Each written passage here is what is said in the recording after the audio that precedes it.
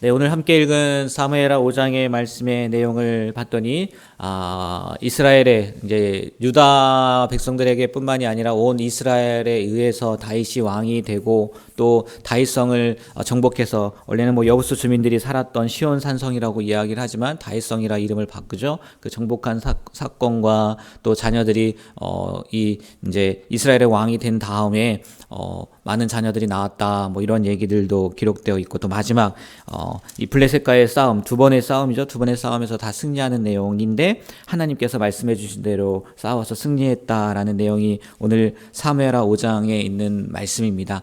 오늘 말씀을 통해서도 두 가지만 말씀을 드리려고 하는데 먼저 오늘 3절부터 5절까지의 말씀을 보면 다윗이 온 이스라엘 장로들 앞에서 또 그들이 다윗에게 기름을 부어서 왕으로 세운 내용이 나옵니다. 하나님 앞에서 다윗을 온 이스라엘의 왕으로 세우고 또 다윗에게 충성할 것을 맹세하는 내용들이 나오는데, 그러니까 정말 이제 드디어 다윗이 이스라엘의 왕이 된 거예요. 근데 여기서도 나왔지만 다윗이요, 처음부터 왕이 된 건 아니잖아요. 그 과정들을 겪고 있는데 특별히 오늘 3절에 보면 이스라엘 장로들이 다윗에게 기름을 부어서 왕으로 삼았다고 이야기를 하는데 다윗이 총 몇 번의 기름 부음을 받았나 봤더니요 3번이나 받았더라고요. 한 번은 언제 받았어요? 목동 때 받았어요. 그래서 사무엘이 찾아와서 다윗이 왕이 될 거다라고 해서 그때 받지 않았습니까? 그런데 그때 왕이 되는 게 아니잖아요. 그리고 나서 또 언제 기름 부음을 받냐면 헤브론에서 왕이 될 때, 그러니까 유다 지파의 왕이 될 때도요. 우리 지금 사무엘하 5장인데 2장 조금만 앞으로 넘어가면 2장에 보면요, 그 기름 부음 받은 내용이 나오거든요. 사울이 죽은 다음에 유다 지파 사람들에게 기름 부음을 받았어요. 그래서 이제 유다 지파의 왕이 되고 또 마지막 7년이 지난 다음에 오늘 이 사무엘하 5장에 와서야 드디어 3번째 기름 부음을 받고 온 이스라엘의 왕이 되었다는 거죠. 말하자면 이렇게 표현할 수 있을까요? 단계적으로 높아졌다고 얘기를 해야 되나요? 단계적으로 하나님께서 다윗을 조금씩 점점 높여 주셨다는 거죠. 이 장면을 보면서 그런 생각이 들더라고요. 모든 경우가 다 맞는 것은 아니겠지만 어떻게 보면 하나님께서 우리들도 다윗뿐만이 아니라 성도들도 이렇게 세워주시는, 높여주시는 그런 방법 중에 하나가 아닐까라는 생각이 들더라고요. 그러면서 또 왜 하나님이 굳이 그렇게 하셔야 되나? 하나님을 위해서 그런 건 아닐 거고요. 당연하지 않겠습니까? 하나님은 이때 세우나 저때 세우나 아무 상관이 없으니까. 이게 분명히 우리를 위하기 때문에 오늘 말씀에서는 다윗을 위해서 그런 것이다 라고밖에 생각을 할 수가 없을 텐데 아마 이런 것 때문에 그런 건 아닐까라는 생각이 들더라고요. 첫 번째는 교만하지 않게 하기 위해서. 그렇지 않을까요? 다윗이 그 목동 때에 기름 부음 받고 바로 왕이 됐다고 생각을 해보세요. 아무것도 알지 못했을 뿐더러 정말 어떻게 보면 생뚱맞게 왕이 된 거 아니겠습니까? 갑자기 목동하다가 그러면은 부족하다 해서 더 하나님 앞에 붙잡힐 수도 있겠지만 한편으로는 교만할 수도 있기 때문에 그런 것 아닐까. 사울도 어떻게 보면은 갑자기 왕이 된 거예요. 이게 사람마다 성품이 다르고 또 성향이 달라서 그런 걸 수도 있겠지만, 그러니까 사울의 모습을 보면, 그래, 이게 단계적으로 이렇게 만약에 그런 과정을 밟았다면 그래도 조금 덜 하진 않았을까라는 생각이 드는 건 사실이더라고요. 그러니까 이 교만하지 않기 위해서 이렇게 그런 과정들을 밟게 하셨다라고 생각이 되고, 또 하나는 이렇게도 생각할 수 있을 것 같더라고요. 그 신앙의 성숙도에 비례해서 성도를 조금씩 높인다는 거죠. 그러니까 그 그릇에 맞게 하나님이 채워주신다는 거예요. 지금은 한 이만큼의 그릇이라고 하면 다윗을 보면 그런 거 아니겠습니까? 가족들 가운데에서 그릇이었다면 이제 유다 지파의 그릇, 그리고 더 나아가서는 온 이스라엘의 그릇이 되었기 때문에 하나님께서 이게 채워주시지 않았을까 라는 생각도 들고, 마지막으로는 이게 가장 큰 것 같아요. 모든 영광을 하나님께 돌리라고. 이게 그렇지 않습니까? 다윗의 힘으로, 다윗의 능력으로요, 결코 왕이 될 수 없었을 거란 말이에요. 과정을 보더라도 모든 걸 통해서 내가 왕이 된 것은 내 힘이 아니라 내 능력이 아니라 하나님께서 세워주신 것이다 라는 것을 깨닫게 하기 위해서 하나님께서 이런 과정들을 밟게 하시고 또 그 과정들을 거쳐서 왕으로 세우지 않으셨을까라는 생각이 들더라고요. 근데 성경을 보면 다윗뿐만이 아니더라고요. 모세 같은 경우도 한 번에 이스라엘 백성들을 이끄는 그런 출애굽시킨 지도자로 세운 게 아니잖아요. 되게 낮췄다가, 그렇지 않습니까? 애굽의 왕이었는데 완전히 낮췄다가 조금씩 자기가 아무것도 할 수 없다는 것을 고백할 때쯤 되어서 하나님께서 세우시고, 또 요셉도 그냥 한 번에 애굽의 총리가 된 게 아니더라고요. 단계로 하나하나 밟아가는 그런 과정이 있었다는 거죠. 오늘 말씀을 통해서 하나님께서 이렇게도 사람을 세우시는구나. 혹 내가 이런 가정 가운데 있는 것 같다면 그 가정을요 정말 기쁨으로 감사함으로 또 그 단계에 맞는 그런 귀한 삶을 사시게 되길 주님의 이름으로 축복합니다. 내가 지금 이런 단계이구나. 내가 지금 이런 과정 가운데 있구나.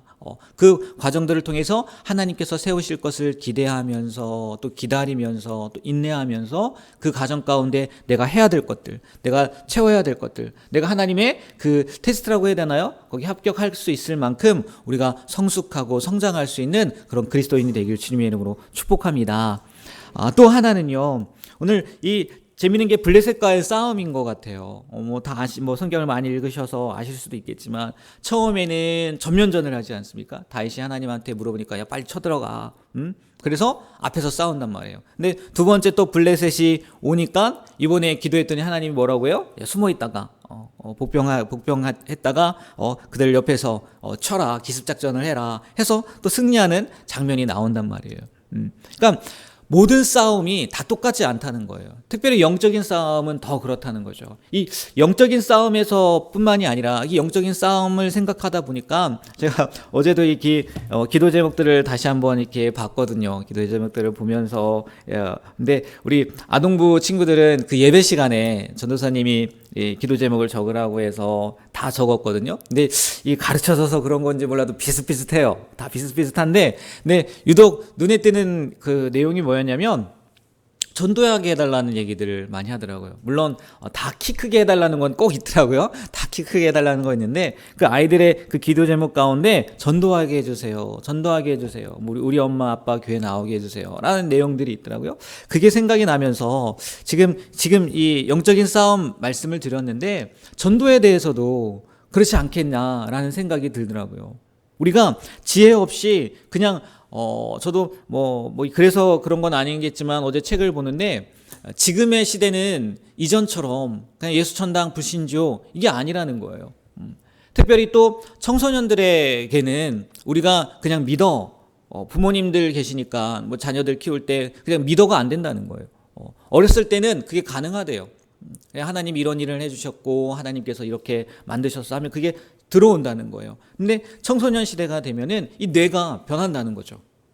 그래서 그것을 확인하고 싶어하고 이론적으로 듣고 싶어하고 책에서는 그렇게 표현하더라고요. 우리가 변증할 수 있어야 된다는 거예요. 기독교를 변증할 수 있어야 된다. 그들에게 증명해 보일 수 있어야 된다는 거죠. 그러니까 그 바울을 보면 그렇잖아요. 바울을 보면 유대인들에게는 유대인의 방법으로 나아가고 헬라인들에게는 또 헬라인의 방법으로 나아가고, 바울이 고백하는 게 정말 그런 것 같아요. 내가 유대인같이 된 것은 유대인들을 얻고자 함이고, 율법 아래에 있는 사람들처럼 된 것은 내가 율법 아래에 있는 사람들을 얻고자 함이다 라는 말씀도 있고, 정말 어느 때는 유대인처럼 나오고 어느 때는 나 로마 시민권 가진 사람이다 라고 나아가기도 하고, 그러니까 바울이 정말 그런 모습들을 우리에게 잘 보여주신 것 같아요. 우리도 아마 이 아이들뿐만이 아니라 우리 성인들 가운데에도 전도에 대한 이야기를 하신 분들이, 기록해 놓은 분들이 계시더라고요. 그러니까 이 영적인 싸움이라는 것을 늘 기억하고, 한 가지 방법이 아니라 어떻게 하면 내가 저들에게 잘 접근할 수 있을까, 다가갈 수 있을까, 그런 것들을 고민하고 기도하고, 이 전도에 있어서도 하나님이 주시는 지혜를 가지고 우리가 복음을 전할 수 있었으면 좋겠어요. 그래서 올 한 해 우리가 한 영혼이라도 하나님 앞에 인도하고 또 이끌 수 있는 그런 귀한 삶을 사시게 되길 주님의 이름으로 부탁드립니다. 또 한편으로는 전도뿐만이 아니라 이 영적인 지혜 분별력이 필요한 게 뭐냐면, 사단이요, 우리를 그렇게 공격한다는 거예요. 특별히 우리의 믿음을 무너뜨리기 위해서 뭐 이단을 통해서 공격하기도 하지 않습니까? 교묘하게 하나님의 말씀을 가지고 꼬우잖아요. 근데 우리가 그거에 지혜롭게 분별하지 못하면 넘어갈 수 있을 것이고요. 또 하나는요, 또 외래 문화를 통해서요, 우리뿐만이 아니라 우리의 자녀들도요, 그걸 미혹한단 말이에요. 하나님이 주신 분별력을 갖고 있지 않는다면 넘어간단 말이에요. 쉽게 말해서 여러분 할로윈 뭐 옛날에 뭐 그게 우리 가운데 들어오긴 했었습니까? 그렇지 않잖아요. 근데 지금 10월 마지막 일인가요? 10월의 마지막 11월 첫날인가요? 근데 할로윈 데이라고 해서요. 초등학교 아이들이나 뭐 중학교 아이들이나 청년들 같은 경우도 마찬가지고 그거에 빠진 게 보면 그렇지 않습니까? 할로윈이 결국은 뭐예요? 귀신과 분장하고 그런 거 아니겠습니까? 우리가 잘 분별하지 않으면 그냥 무분별하게 그런 문화들을 받아들이고 또 그것을 통해서 반기독교적인 생각들이 들어갈 수도 있고 그렇지 않아요. 우리가 복음을 전하는 것뿐만이 아니라 우리의 신앙을 지키는 데 있어서도요, 하나님이 주시는 지혜가 필요할 줄 믿습니다. 그냥 우리가 그냥 막연하게 그냥 말씀이 그랬으니까 믿어, 이게 아니라 우리도 하나님이 주시는 지혜, 또 더 나아가서는 우리도 공부해야죠. 우리도 찾아봐야죠. 뭐가 맞는 건지, 뭐가 하나님의 뜻인 건지. 그래서 복음을 전하는 일에도 또 우리가 예수님을 잘 믿지 못하게 하는 그 사단의 계계에도 잘 이겨낼 수 있고 또 승리할 수 있는, 다윗처럼 정말 100번 나가서 100번 싸워서 승리할 수 있는 그런 귀한 믿음의 길을, 믿음의 여정을 걸어가는 우리 중앙교회 모든 성도님들의 삶이 되길 주님의 이름으로 부탁드립니다. 네, 기도하겠습니다.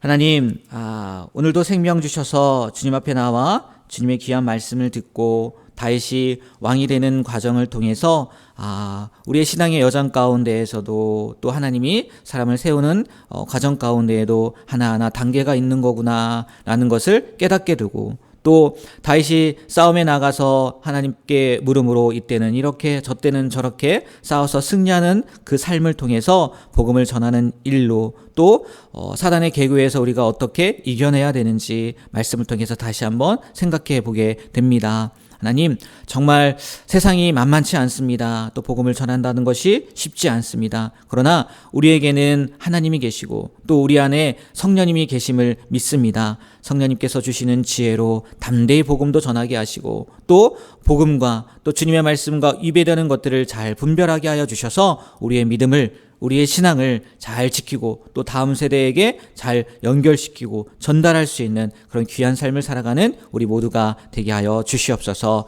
오늘 하루도 주님의 말씀대로 주님의 뜻대로 온전히 순종하며 살아가는 귀한 하루가 되길 소망하며 예수님의 이름으로 기도합니다. 아멘.